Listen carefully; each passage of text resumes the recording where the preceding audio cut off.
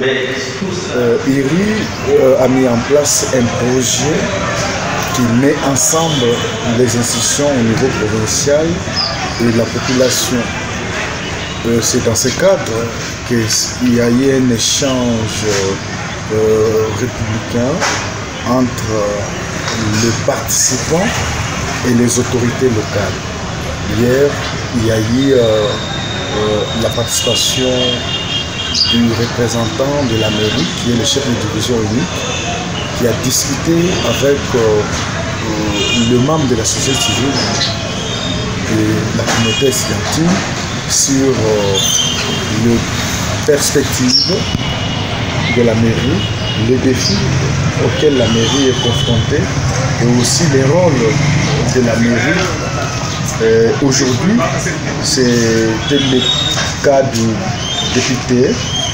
On a reçu un député provincial qui est en face de la population. Il a expliqué le rôle de l'Assemblée provinciale, il a expliqué les défis auxquels les députés sont confrontés et aussi il a donné les perspectives d'avenir en ce qui concerne l'Assemblée provinciale. Donc cet échange, c'est pour permettre aux citoyens de poser des questions, des préoccupations au gouvernement.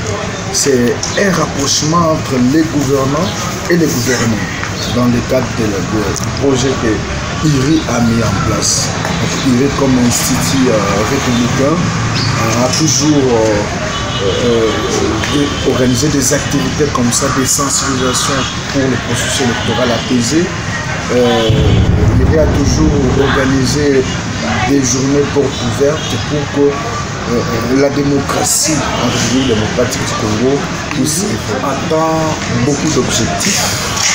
Par exemple, IRI a besoin que le processus électoral qui a atteint une vitesse de croisière puisse se passer dans le calme et dans le concorde sans qu'il y ait de troubles. Parce que dans le message d'IRI, c'est qu'il faut préparer la population à lutter contre les discours haineux, à lutter contre les discours séparatistes et aussi à lutter contre les violences électorales. Mais en ce qui concerne cette activité, la population doit avoir des idées nettes sur comment fonctionnent les institutions politiques au niveau provincial, notamment la mairie. Qu'est-ce que la mairie fait réellement? Quelles sont les missions de la mairie? Quelles sont les perspectives, les défis auxquels la mairie est confrontée? Que ce soit pour l'Assemblée provinciale, nombreux ne savent pas réellement la mission de l'Assemblée provinciale. Alors, quand un député explique réellement plus de l'Assemblée provinciale, c'est pour amener la population à comprendre réellement les questions politiques. Et ceci va favoriser la très bonne gouvernance et doit renforcer la démocratie à laquelle nous tous nous avons pas été à la hauteur, parce qu'il y a eu beaucoup de questions qui ont été posées à l'intervenant principal, notamment le député provincial M. Dieudonné. Il y a eu des questions pertinentes qui ont été posées, notamment par rapport à la situation politique qui prévaut dans la province, notamment les vols de matériel à l'Assemblée provinciale, la corruption au moment où on élit les gouverneurs, les sénateurs. Il y a aussi cette léthargie. C'est laxisme que la population a constaté dans les chefs de députés, parce que souvent la population a tendance à penser que l'Assemblée provinciale c'est une kermesse de voleurs, ce sont des gens qui ne font pas réellement le travail.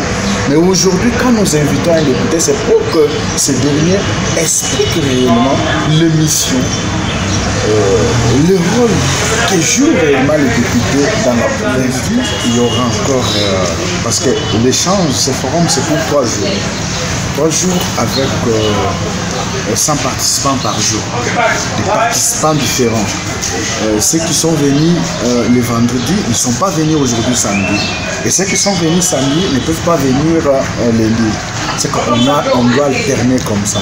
Et le lundi, il y aura encore un autre député provincial qui viendra expliquer à la population, aux participants, les participants qui sont ici de la société civile, ici de structures que vous connaissez très bien. Les députés que nous allons inviter vont encore passer au même exercice, répondre aux questions de la population, surtout l'accent est mis sur l'institution de l'Assemblée provinciale, les défis, les missions, le personnel est basé à Kinshasa et il y a les ambassadeurs au niveau de la province du Kassa central qui sensibilisent la population sur le processus électoral. Donc ces ambassadeurs-là vont continuer à sensibiliser parce que d'ici là, la priorité, c'est quoi? Il y aura les élections de gouverneurs, il y aura les élections de sénateurs, les élections de bourgmestre des communes et aussi des maires de la ville. Donc ces élections-là, souvent, il y a des troubles et ces ambassadeurs sont appelés à sensibiliser pour qu'il y ait un climat de paix. Et aussi d'ici là, on va publier les résultats des élections législatives nationales et provinciales. Ceux qui n'ont pas perdu ont toujours tendance à manipuler la population. Mais nous, notre rôle en tant que société civile, en tant qu'ambassadeur de la paix, c'est qu'il faut qu'on puisse former la population, sensibiliser pour qu'il n'y ait pas de tout, pour que tout le monde puisse accepter les résultats. Je crois que les participants ont tout intérêt à capitaliser ce qu'ils ont appris dans la salle. Ils doivent faire la large diffusion, c'est-à-dire sensibiliser aussi ceux qui sont dans leur structure. Parce que nous avons pris que les représentants de structure.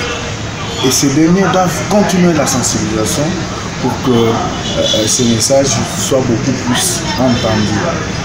Ces forums ne doivent pas s'arrêter aujourd'hui. Nous allons proposer d'autres forums, d'autres échanges comme ça, pour que prochainement, que ce soit peut-être les journalistes face au gouvernement provincial, que ce soit par exemple le gouvernement provincial face à la société civile. Donc nous sommes en train d'imaginer des échanges comme ça dans les soucis de promouvoir la démocratie, dans les soucis